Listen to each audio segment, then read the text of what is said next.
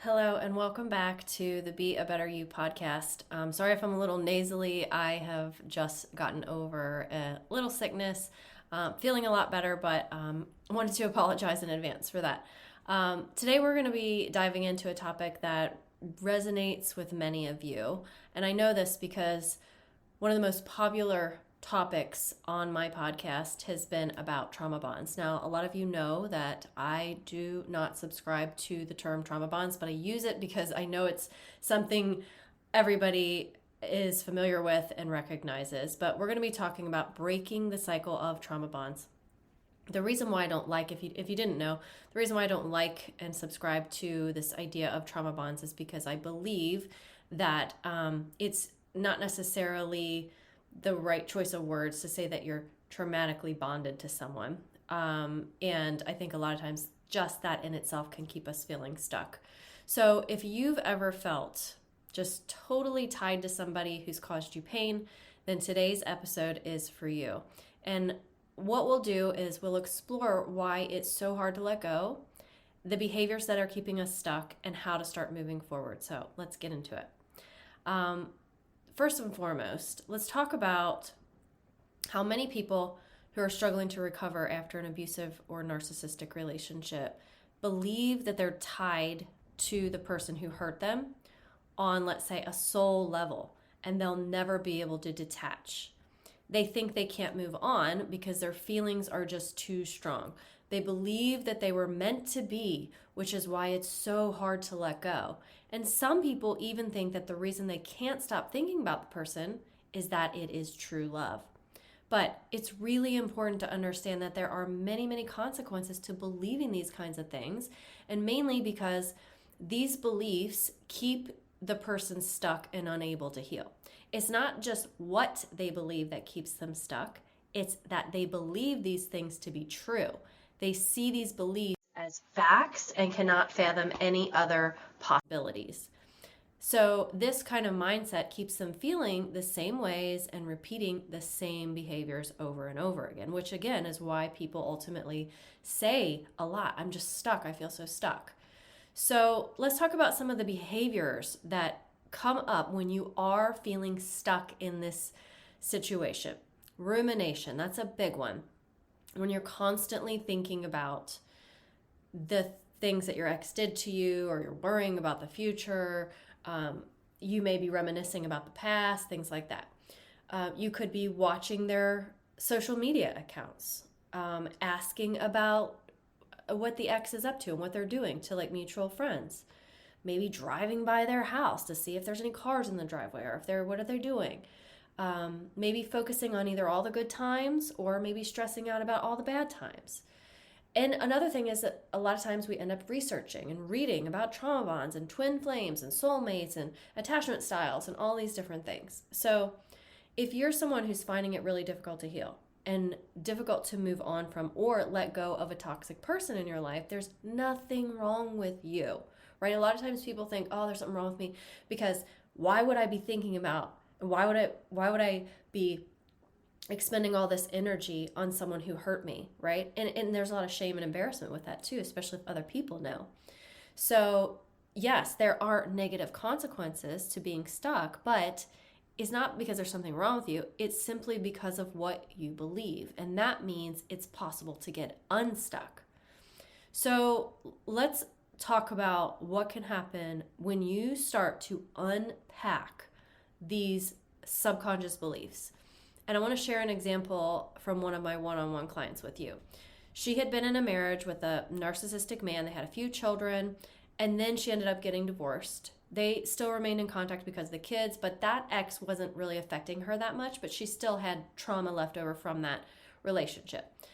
However, after getting out of that marriage, she ended up dating another guy who was very, very love bombing at the beginning and did a lot of things to reel her in very quickly, and then eventually started to show his true colors as a narcissistic abuser. So when she came to me, they had already broken up, but she was really struggling deeply with her level of self-worth and then this constant rumination and feeling trauma bonded. Now, I remember her admitting how she would not check his social media, but she was checking his new girlfriend's social media. And when I asked her what she was hoping to find when she was looking, she told me that she was hoping to find that the new girlfriend was unhappy with him too. Or maybe she'd see that they'd broken up. Or maybe she'd find clues that this new girlfriend was miserable with him. Now, I want to make sure I'm really clear here. It's not that my client wanted this woman to be abused or miserable, not at all. She was looking for evidence to validate her experience, because if his new girlfriend was unhappy, then that must mean he is the problem and not my client, right? See how that works? The rumination, the behaviors that you exhibit after a traumatic relationship or breakup, do not come from some love bond that you once shared. It comes from what your brain's wiring is doing to keep you feeling safe. So, if you believe that you are the problem, or you didn't do your part in the relationship, or you did something to deserve that bad treatment, that feels bad, right? So to get you to feel better, your brain looks for evidence to help you feel better. It wants to find evidence that you, in fact, were not the problem. In the case of my client, the behaviors she used to find that validation involved checking up on her ex's new girlfriend. Now, after weeks of working together, what we did was we figured out what all these subconscious beliefs were going on inside her mind, things that she was carrying around that was creating the behaviors and the ruminations that she wanted to stop. So we reprogrammed her mind using the powerful techniques of rapid reprogramming. And I clearly remember this. I remember the day that we got on a call together. We'd been working together for weeks and she'd been practicing. And she was so excited because that day, she was like, I didn't check. I didn't even look. I didn't even have the urge to look. So it was just so relieving to her and so exciting that the work she'd been putting in to change this was actually helping her. So what changed? Her brain changed. How? Because she got to the root. The root wasn't that she was trauma bonded to her ex, which was what a lot of people think. Oh, I'm trauma bonded. I had to break a trauma bond. I need to do a cord cutting ceremony. And I'm not saying those things wouldn't be helpful, and they're very symbolic and they can impact your mind. But the root was that she believed that she was the problem. She believed that she wasn't good enough and that she was to blame for the horrible ways that he treated her. She believed this on a deep subconscious level. So once we were able to reprogram that and show her mind that that's actually not true, there was no longer a drive for her to look for evidence on someone else's social media account. There's no reason for her to keep ruminating. There's no reason for her to keep looking for evidence anywhere, right? So let's talk about discrediting some of these painful beliefs that I mentioned before. So here's some examples against these kinds of things that you could be feeling. So if you're believing on a deep subconscious level, or maybe even consciously, you've even heard yourself say, I can't move on because my feelings are too strong, right? I'd really like for you to consider another option here, right? Feelings are very powerful, right? Emotions are very powerful, but our emotions don't define our reality. Our emotions are responses to our thoughts. I'll say that again. Our emotions are responses to our thoughts, right? So you might think, oh, well, does that mean that I didn't really love them? No, not at all, right? But the thinking is actually creating the emotions, not just the relationship that you have with the person. It's what you made the relationship mean. It's all the things that you believed about their behavior when they were good to you. Those are the things that are creating those emotions, right? So when you change your thoughts, you can change your feelings, right? So a lot of people, when they're experiencing a trauma bond, and I say to them, how do you want to be feeling? They often say, indifferent. I want to feel indifferent. I don't want to feel like hate towards my ex, but I don't want to feel like love or trauma bonded to my ex. I want to be neutral. I want to be indifferent. And that is normal. And you can achieve that, but you have to, like I said, you have to change the thinking to change the feeling. Now, another one is we were meant to be, which is why it's so hard to let go. Now, to consider the opposite or the alternative to this, right? Relationships can feel destined, right? But that doesn't mean they're healthy or meant to last long term, right? Often the intensity comes from the trauma, not the true connection. It comes from that cycle of abuse because it keeps you in this up and down roller coaster, right? Where you're craving the good feelings and then you feel you get sucked out of it because of all of the like devaluing and discarding that happens in the cycle of abuse. So the intensity often comes from that traumatic cycle and not a true connection, right? So if you constantly believe, well, we were meant to be and we had a real connection and we're so good together, like if you're only focusing on those things, then of course it's going to be hard to let go. Of course you're going to ruminate. Of course you're going to do those kinds of social media checkups and all of that, right? You have to be willing to look at other possibilities. Maybe it wasn't a true connection. Maybe this intensity I'm feeling is coming from a place of trauma and not necessarily a healthy relationship, right? So you have to be willing to explore these alternatives also. Another one that I hear a lot is that it's true love, which is why I can't stop thinking about them. So to reframe this a little bit, thinking about that obsessive thoughts can be a sign of trauma bonding, but not true love, right? So true love doesn't cause us suffering or keep us stuck in pain, right? Yes, all relationships have issues and problems and arguments and things like that, right? We're not all the exact same human being. We don't have the same values. We don't have the same programs or anything, right? But to say it's true love, which is why you can't stop thinking about them, is basically your way of staying in that rumination and in that quote unquote trauma bond. So what if it's the reason you can't stop thinking about them is because you have a program set in your mind that's telling you to keep doing it over and over again, that it really isn't about the love at all? What if I told you that today you're going to get $50 for every single red car that you find when you're out and about driving around today? $50. I will give you $50 for every red car. You would be looking for red cars, right? Because you want to make that $50 per car, right? So what's going to happen then is you're going to start honing in and focusing on the red cars, and you're going to see them all over the place. There's one, there's one, there's one, there's one, right? It's not because you can't stop thinking about the red cars it's because you're looking for the red cars, right? So if you believe that it's true love, well, it's true love. That's why I can't stop thinking about them. It's because you believe it's true love that you can't stop thinking about them. But what if it's something different? What if it's that your brain is just on a program to help you feel connected to someone, to help you feel like that maybe there's a chance at love in the future or whatever, right? It's going to be different for everyone. But it's important to make sure that you question the things that you think, because if you believe that you can't stop thinking about somebody just because it's true love, you might not ever stop thinking about them. We have to start reframing these thoughts and thinking of them in totally different ways. Just like that red car thing that I said. If you go out today and you just focus on looking for red cars, all you're going to see is red cars. Okay?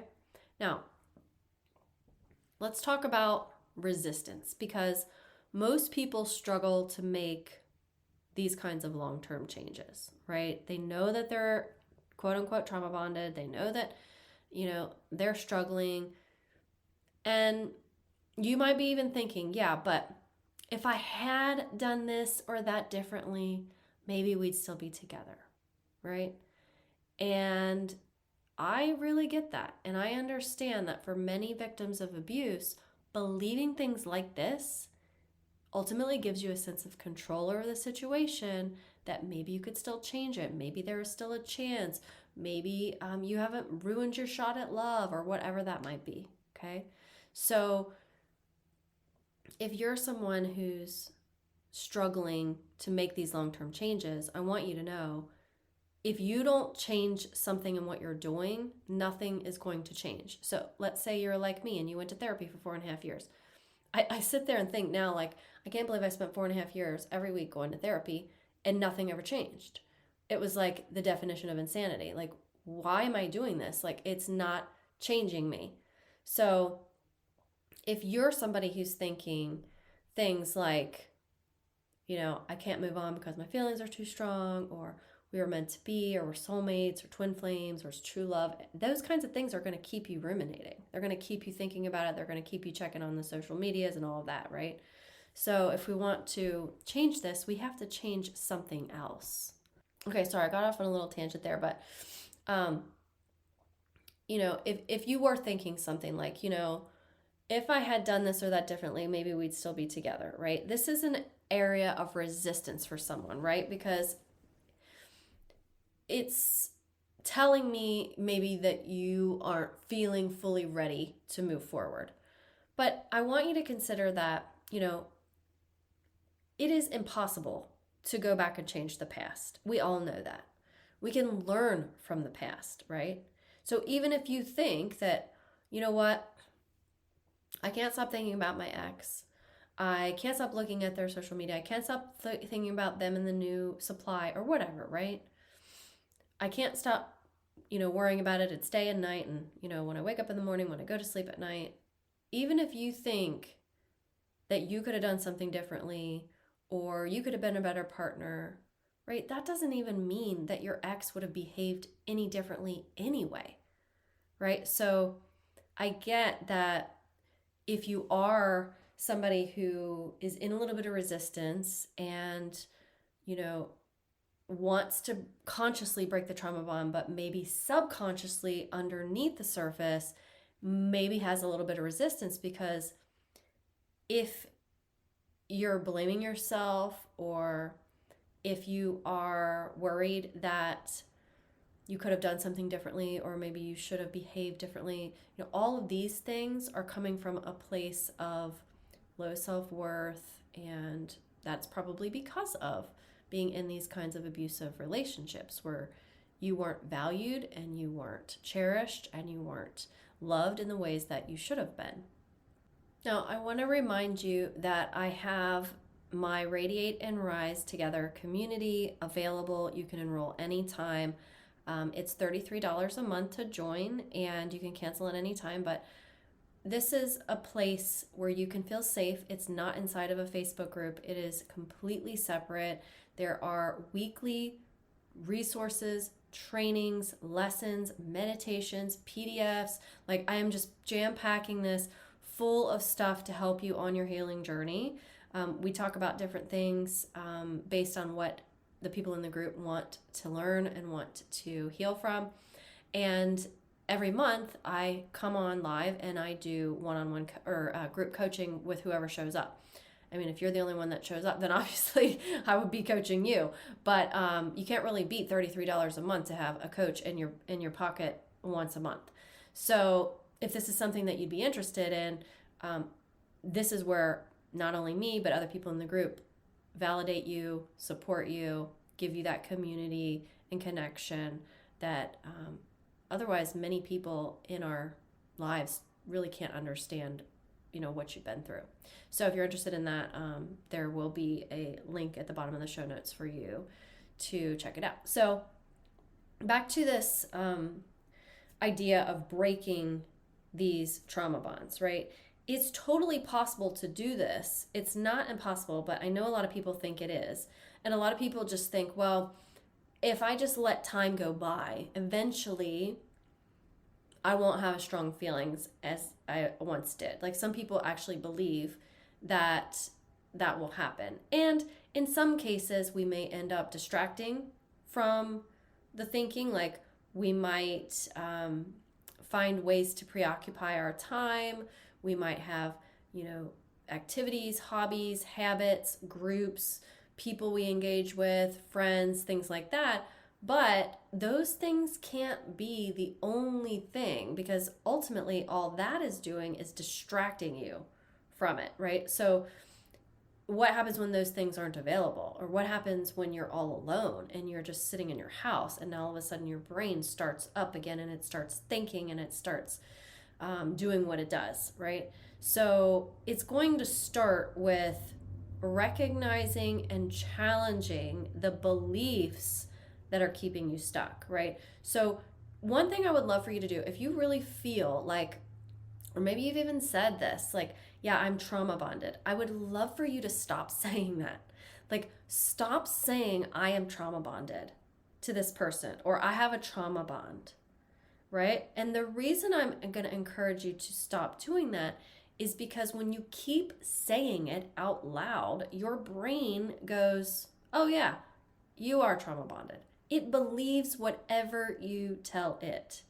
Okay? So if you tell your brain that, I am trauma bonded, it goes, oh yeah, you are. So guess what that means? I have to act in ways that are trauma bonded. I have to think about them all the time. I have to look at their social media accounts. I have to drive by their house today because I'm trauma bonded, right? So I'd really encourage you first and foremost to stop saying that. Catch yourself in the moment and find a new way to talk about it, right? So instead of saying that I'm trauma bonded, just say something like, I'm healing my trauma, or I'm healing my wounds, or I'm on a healing journey, right? Just try to make a little shift in how you say it, because again, your brain is going to take whatever you say very, very seriously, and your whole body is listening. Now, I want to just bring one more thing to your attention. If you feel resistant, even when I say, stop saying I'm trauma bonded, like if you're like, oh, but I am trauma bonded, and I don't know if I can shift that, and I don't know if I'm gaslighting myself if I say something different. I would really, really encourage you to get on a piece of paper and write down what makes you believe you are trauma bonded. Write it all out. Just give yourself a full sheet of paper, right? And really, especially think about if someone was having a conversation with you and said, why do you feel like that you're trauma bonded to this person? Why do you feel like you're attached to this person? Answer those questions. Put that down on paper, because what that's going to tell you is exactly what you believe in your subconscious mind. And then when you see those things on paper, you can go, oh, well, how else can I look at this? Are there any other ways that I can see this? Because some people might have on that list, I'll never have this kind of relationship with anyone else. And I've heard that one before. Clients have said that to me. Well, I believe I'm trauma bonded because I'm never going to have this kind of relationship with anyone else. And my question would be, is that true? Can you know that for 100% certain? How do you know that? Why do you believe that? What specifically makes you believe that? Right? You got to dig through these layers. And that's what I do in my coaching programs with my clients, is we just keep going and we figure out what is the root here. And then we use that amazing 4-step rapid reprogramming tool to start to shift the neural pathways in your brain. Because the only reason that you feel quote unquote trauma bonded is because of what you believe. Because remember, the emotion of being bonded to someone and the behaviors connected to it, which are things like rumination, drive-bys, stalking social media accounts, things like that, is because of what you believe. And here's the thing. We're not trying to change you. We're not trying to change your personality or change your core belief systems. We're only considering other possibilities. The more you can consider other possibilities, the easier it will be to start shifting neural pathways in your brain, and the faster, which is the rapid part of rapid reprogramming, the faster you can start to feel different and make different choices. And ultimately, when you feel different, you don't even have to consciously make those different choices, right? If you feel disconnected from that person and indifferent, your automatic is not going to be to check up on their social media, is not going to be to do a drive by to see who's in their driveway, right? That's just not going to happen because you're already indifferent. The only reason you have those behaviors is because of the feelings that you have, which are created by the thoughts. So to break this down very simply, the thoughts create the emotions, which create the behaviors, okay? So try to, like I said, recognize the beliefs that are keeping you stuck. See if there is areas of resistance, and do what I said. Start reframing it in different ways. Start to challenge those thoughts. Start to think of things differently. And then when you start to understand the true nature of a quote unquote trauma bond, because I hate that word, but I'm just going to say it anyway.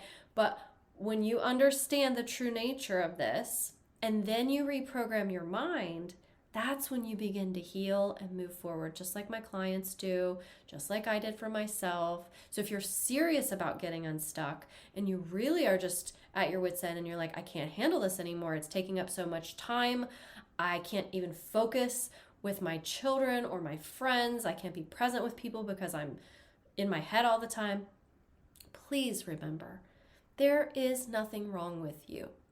There's nothing wrong with you if you think about somebody who hurt you. There's nothing wrong with you if you're checking up on their social media. There's nothing to be embarrassed or ashamed about at all. We have all been there, right? And it's not because maybe you even want to be with that person. You're like, I don't even want to be with them, but I can't stop thinking about it. That's because of your brain. And the good news is you can change it. It's simply a matter of changing what you believe.